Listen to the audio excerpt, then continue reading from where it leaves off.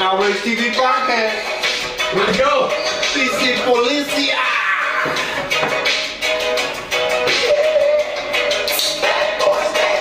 We went out. We protected the mean streets. Bad boys. Capitalist gangs, you ain't got a chance. Not with the PC police in town. Not at all. Swatting asses and handing out gluten-free candy. That's what you do. And we're all out of gluten-free candy. That's right. All we got's that powdered sugar stuff. Having some fun today. It's been a pretty laid-back week. My genitalia was not having fun. Oh man, In those short shorts. those short shorts are abominable. They are a trap. They're a trap for you boys. Not good. I like the stock market. Yeah. You get trapped up in investing in evil. It's too bad. It's not good. Yeah, we had some fun as a PC. Wow, they need us out there again with all them sirens. As you can see today at Outrage TV, we are sporting our t-shirts here. Extra thick diversity syrup. No trigger warning. Yeah, we did these guys, the PC police today. And then you got Outrage TV on the back. On the back there, it's outrageous. And we're selling these. What are we selling them for? Yeah, give us some feedback on the t-shirts, any designs you want. We got PC Police t-shirt uniforms up there. And these are just in time for Christmas. If you order now, you'll probably get them by Christmas. We may want to do a little discount. We may want to do that. How are we going to do that, Alex? I don't know. Oh, we got to fund the info war. We got to fund the info war.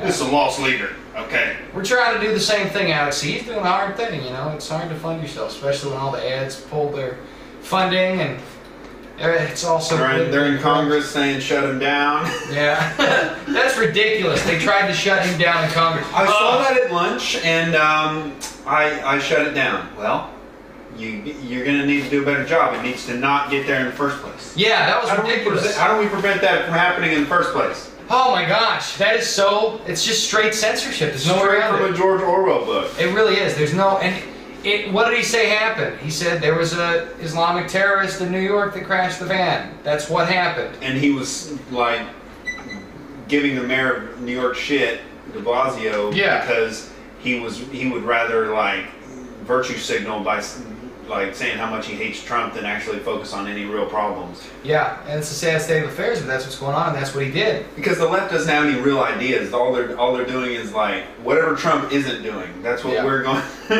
Trump did this. We hate breathing now. That's exactly it, and it's ridiculous. It really is. It's got to stop. It's got to change. That sea change has got to come to shore. You know. Well, it's never going to come on the left. No, and they're just going to fight to the end because they don't have. Well, they don't have any ideas. There are some that I think are starting to come around on it.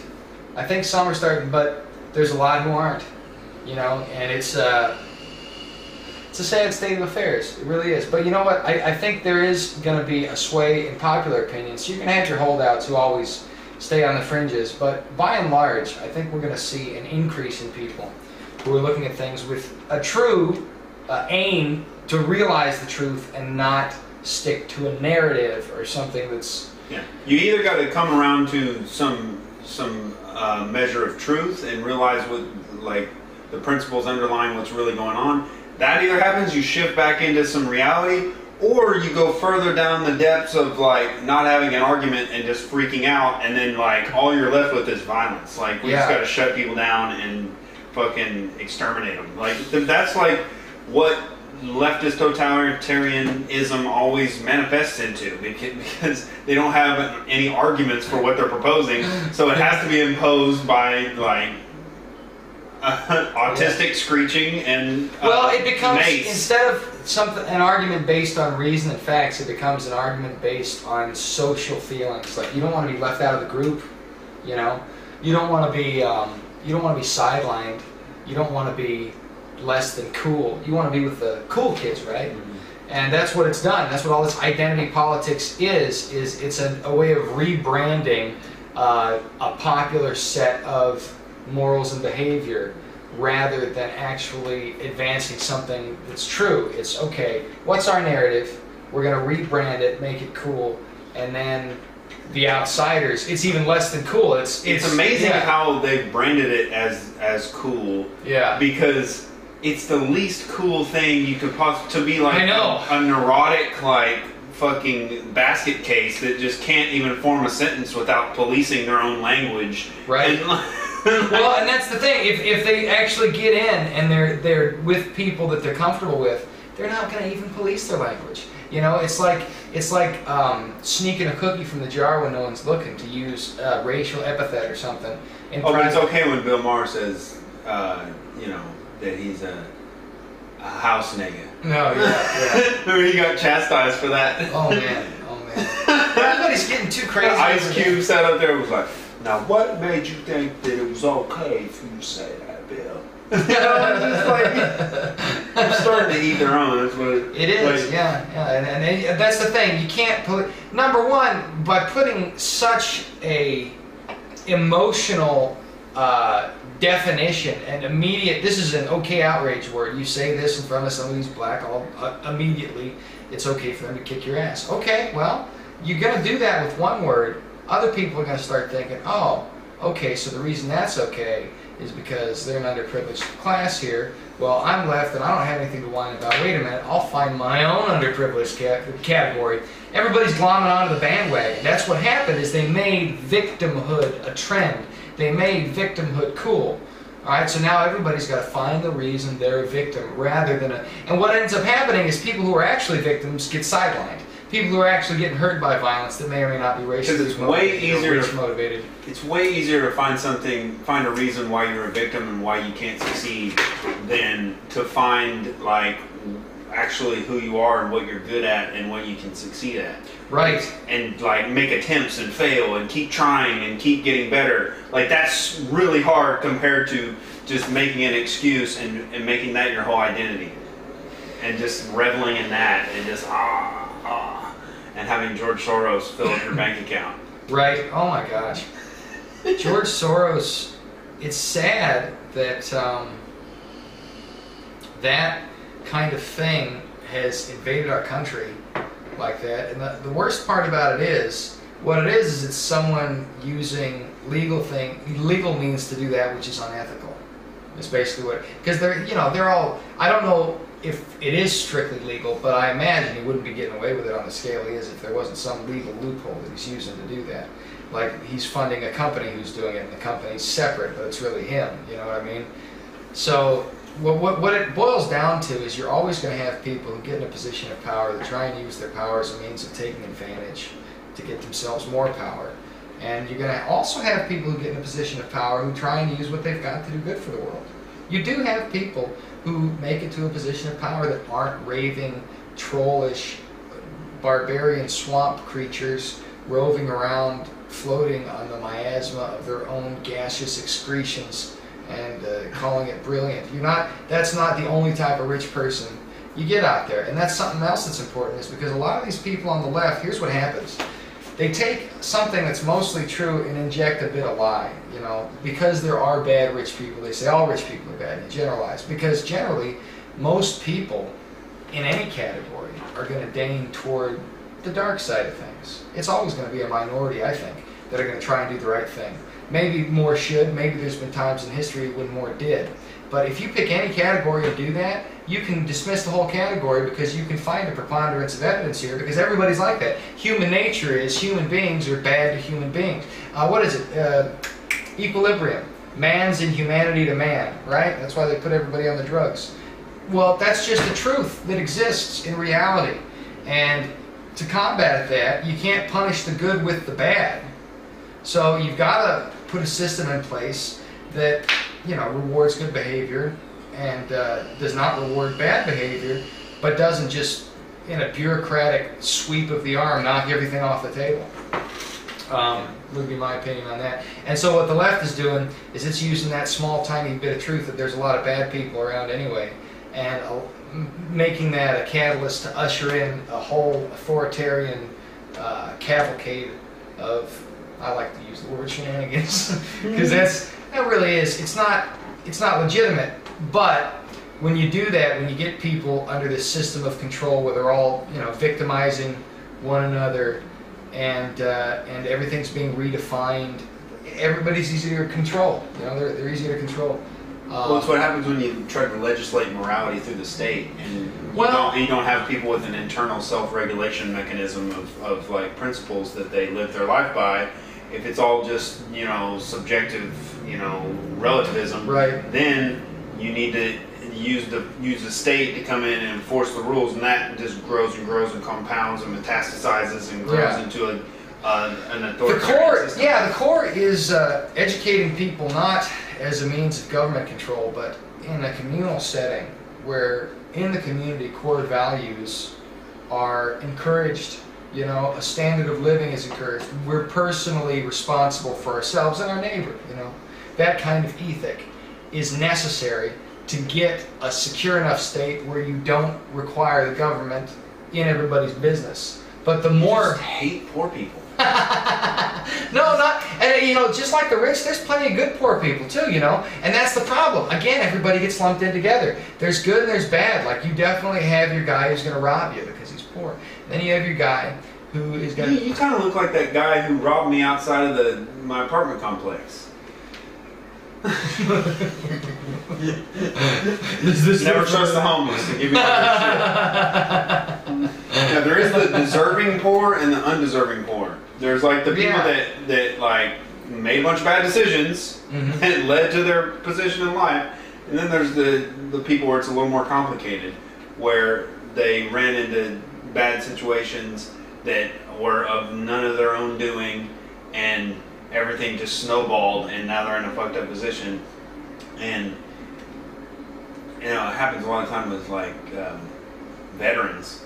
Unfortunately, they have trauma from the war, and then they're like not being taken care of by the systems of government that are supposed to be taking care of them, and then they kind of just get forgotten. And it's and that's the worst. Our government treats the veterans the worst. I mean, these people put their lives on the line. They go through. It's not a fun job. A lot of my family's in the military. I as a young man, I read a lot of military science fiction. I wanted to be a writer like that, so I thought I should get into the military to learn that experience so I could write about it authoritatively. And my dad was like, "No, son, I did my time. You don't want to do that." My cousins were all the same, and I was just kicking the idea around, so I didn't do that. And I'm kind of glad I didn't, but at the same time, I think there's good things that come out of the military. I think there's also, Eisenhower warned about the military-industrial complex. Again, like the rich, like the poor, there's the good and the bad, and everybody glosses over it to say the whole thing's bad. Unfortunately, you do need some means of defense, but that means of defense shouldn't be an economic machine that leaches onto the economy such that it eventually becomes to dominate that entire economy. And that hasn't happened yet, but it's close. And there is quite a lot of money in the military-industrial complex, and it's getting us in a little bit of trouble overseas. If it was all about defending the nation, it would be hard to find anything wrong with it.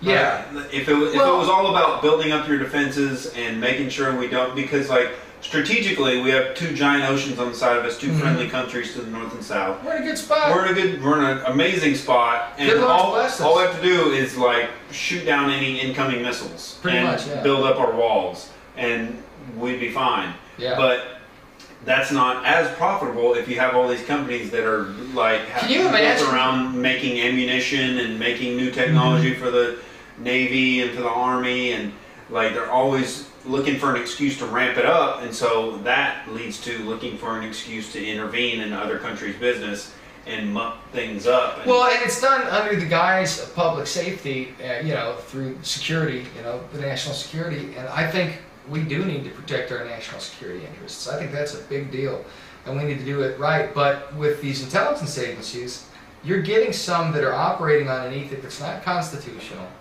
number one. Number two, it's not to the will of the people. It's basically they're operating under their own interests. They're not even, they're accountable to almost nobody, and it's so compartmentalized and need-to-know basis that just fighting through the bureaucracy is next to impossible. That's done purposefully.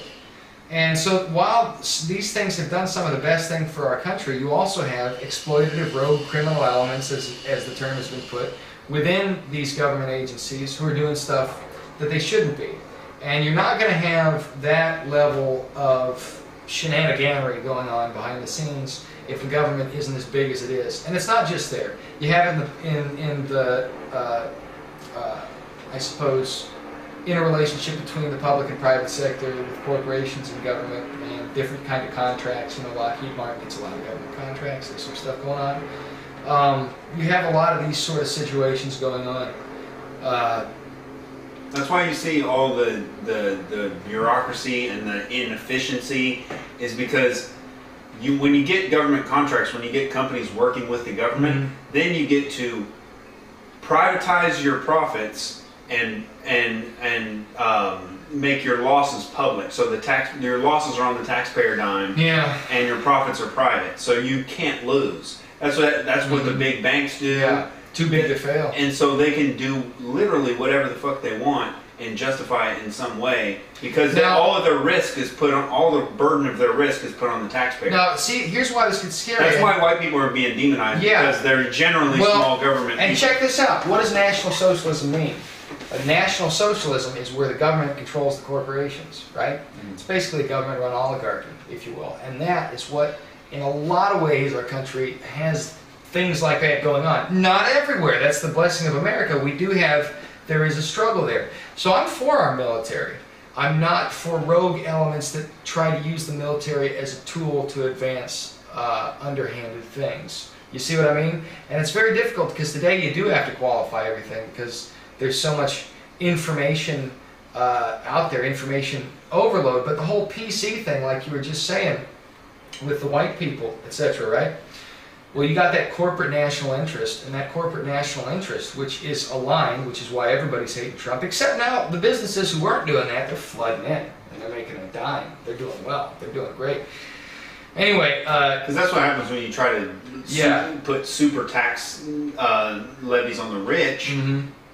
Yeah. They're not going to hang around and just pay that tax. How did they get rich? They know how to conserve their assets and to expand them. So they're going to split, and then you send away the most profitable people from your nation. And what's left? Only the ones you control, which is kind of what Obama was doing. And what was that pushing toward? A globalist state, a globalist ideal. And the only way to make that work, well, in the Soviet Union, they had just a bunch of pasty Caucasoid Soviets, so they did rich versus poor, right? That's what a lot of these countries do that are very monochromatic in terms of race, is they pit a class against another class. America, you couldn't do that. We've always been a melting pot.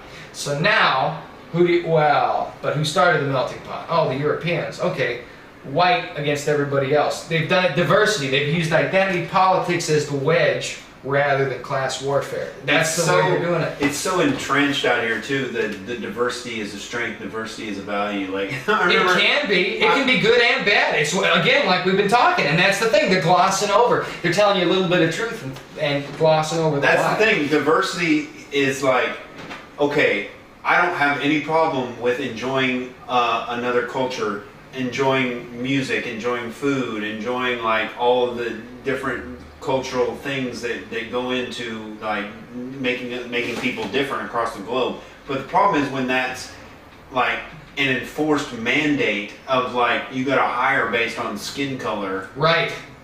Right. That's ridiculous. And go against everything Martin Luther King ever said.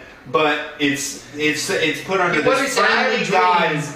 It's put in like this friendly little face on like an authoritarian takeover, and then like. I just remember we were looking for apartments when I first got here. Me and my roommate, we were both white, and then we were looking in this neighborhood over by Culver City, and there was this black lady showing us around. And one of the first things she said was, she was like, "It's a very diverse neighborhood." She's like, "Are you? Wouldn't that make you really happy to be in a nice and diverse neighborhood?" And we just like didn't know how to respond. We were like, yeah, we don't have a problem with that. Like, I guess it. I don't know. There's no other white people here. It's like it's just a weird proposition that like you just have to be like kind of. You don't like yourselves that much, do you? You'd like to be around people that aren't as like you as much, right? Like, It's gotten flipped on its head.